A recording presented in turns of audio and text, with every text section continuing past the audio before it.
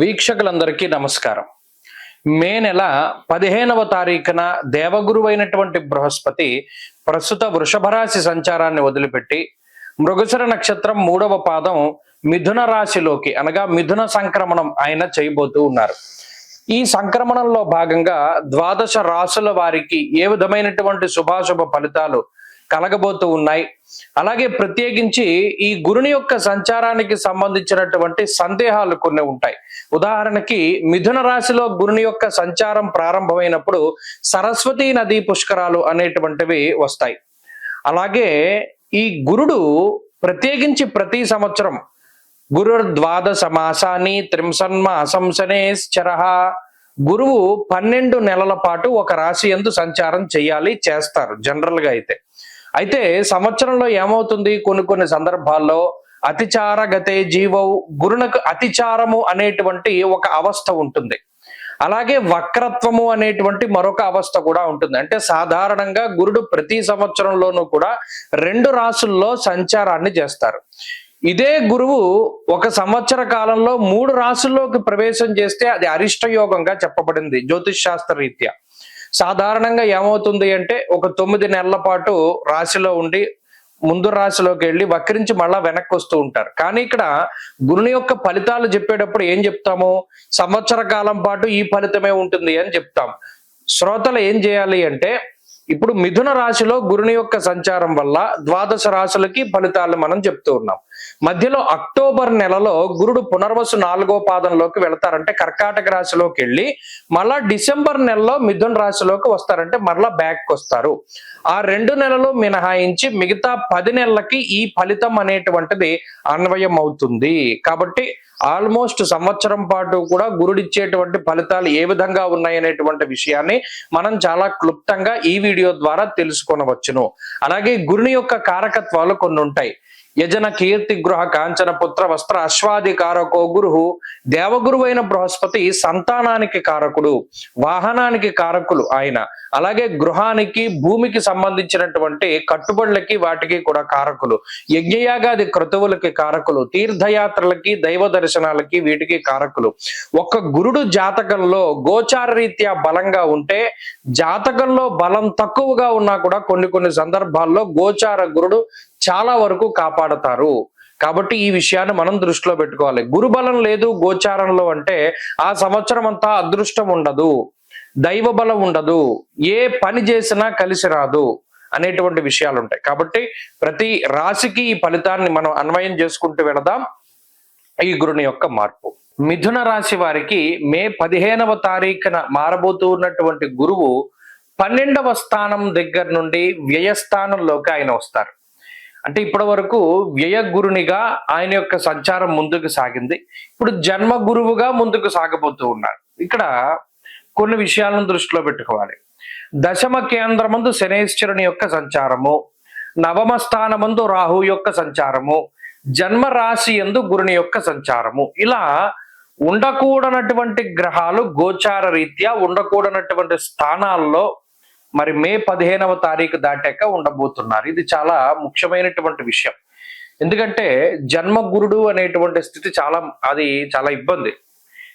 ద్వాదశాష్టమ జన్మస్థ శనియర్ కంగారక గురువు అన్నారు. అంటే జన్మ రాశి యందు గురుని యొక్క సంచారం జరుగుతూ ఉన్నప్పుడు అది కొంత ఇబ్బందుల్ని కలిగిస్తుంది. ఏమి ఇబ్బందులు మనం చెప్పుకుందాం. దశమంలో శనేశ్వరుడు వ్యాకులం శోక సంతాప పాపముద్యోగ విఘ్నకం, అది మంచిది కాదన్నాడు. నవమ స్థానం ఉంది గోవా అజిగజ నాశంచ. ఈ 9వ స్థానంలో కూడా రాహు మంచివారు కాదు. ఎందుకంటే రాహోర్ నవంచ అన్నారు. 9వ రాహు మంచిది కాదు. అందులో నకుంభే రాహు అన్నారు. కుంభరాశిలో రాహు అసలు మంచివారు కాదు. మరి ఎటు చూసినా కూడా మిథున రాశి వారికి గురుని యొక్క మార్పు కొంత ఇబ్బందుల్ని కలగజేస్తూ ఉన్నది. అయితే ఏ విషయాల పట్ల జాగ్రత్తగా ఉంటే ఈ నెగిటివ్ టైంని మనం దాటగలుగుతాం, ఇది చాలా ముఖ్యమైన విషయం. బాగా లేకపోతే ఎలా జాగ్రత్తగా ఉండాలి. రాజకోపో యశోహాని, ఉద్యోగస్య విరోధకం, బుద్ధిభ్రంశో భాగ్యహాని అన్నారు. ప్రధానంగా గురుడు జన్మరాశి సంచారం చేస్తున్నప్పుడు బుర్ర పనిచేయదు, ఆలోచన శక్తి నశించిపోతుంది. ఆలోచన శక్తి ఎప్పుడు నశించిపోతుంది? అతి కోపంలో ఉన్నప్పుడు కానీ, అతి బాధలో ఉన్నప్పుడు కానీ, అతి ఆనందంలో ఉన్నప్పుడు కానీ ఆలోచించేటువంటి విచక్షణను కోల్పోతాం. అంటే ఏదైనా అతిగా ఉండేటువంటిది, ఎక్స్ట్రీమ్ గా ఉండేటువంటి స్థితులు.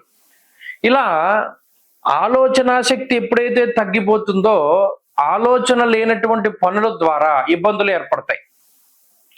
రాజకోప, ఉన్నతాధికారులతోటి సమస్య, ప్రభుత్వం ఉద్యోగస్తులతోటి సమస్య, యశోహాని, నీలాపనిందలు, కావాలని మీ మీద ఏదైనా దుష్ప్రచారం జరుగుతూ ఉండడం, ఉద్యోగస్య విరోధకం, ఇప్పటి వరకు చక్కటి ఉద్యోగము సక్రమంగా సాగుతూ ఉన్నటువంటి ఉద్యోగంలో ఏదో ఒక రకమైనటువంటి ఒత్తిడి, ఏదో ఒక రకమైనటువంటి ఇబ్బంది రావడం, అబ్బే నేను ఇంక ఈ ఉద్యోగం చేయలేను, మానేస్తాను, వ్యాపారం చేసుకుంటాను, ఇలా రకరకాల ఆలోచనలు వస్తూ ఉంటాయి. అసలు అటువంటి వాటి జోలికి పోకూడదు.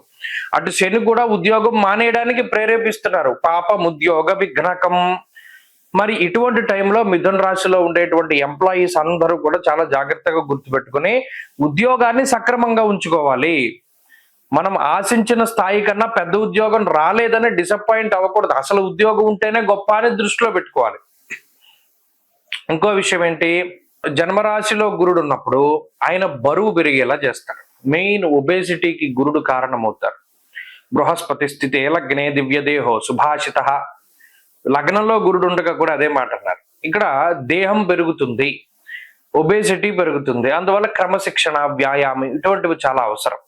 అలాగే ఖర్చు ఎక్కువగా ఉండడం, స్థానచలనం కలగడం, కొంత అనారోగ్య సమస్యలు రావడం, దీర్ఘకాలికంగా వంశపారంపర్యంగా ఉండేటువంటి ఆరోగ్యపరమైనటువంటి సమస్యలు, వాటిని గురుడు ఎక్కువగా తీసుకొస్తూ ఉంటారు.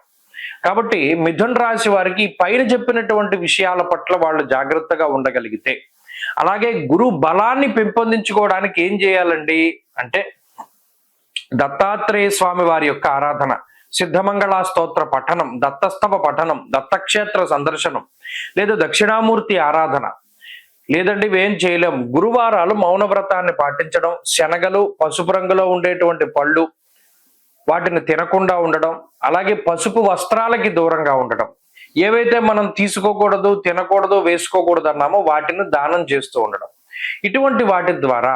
అలాగే ఇంకా చాలా గొప్ప విషయం ఏంటంటే చదువరులు ఉంటారు కొంతమంది, చదువుకునేటువంటి ఉత్సాహం కలిగి ఉన్నవారు, వారికి మీ దగ్గర ఉన్నటువంటి విద్యను దానం చేయడం, లేదు చదువుకోవడానికి తగినటువంటి అవకాశాలని కల్పించడం. పుస్తకం కొనుక్కోలేని వాడు ఉన్నాడు, పుస్తకం కొనిపెట్టడం, లేదు ఒక మహాపండితుడు ఉన్నాడు, ఆయనకి ఏదైనా ఒక పుస్తకం కావాలి, ఒక గ్రంథం కొనివ్వడం, లేదా మన దగ్గర ఏదైనా గ్రంథాలు ఉన్నాయి వాళ్ళకి ఇవ్వడం చదువుకోమని. ఇలా ఈ గ్రంథాలని దానం చేయడం, ఇవన్నీ కూడా గురుబలాన్ని పెంచేటువంటి చర్యలే. ఇటువంటివి చేస్తూ ఉంటే ఈ సంవత్సరం గురుబలం పెరిగి ఆనందంగా ఉండగలుగుతారు. స్వస్తి.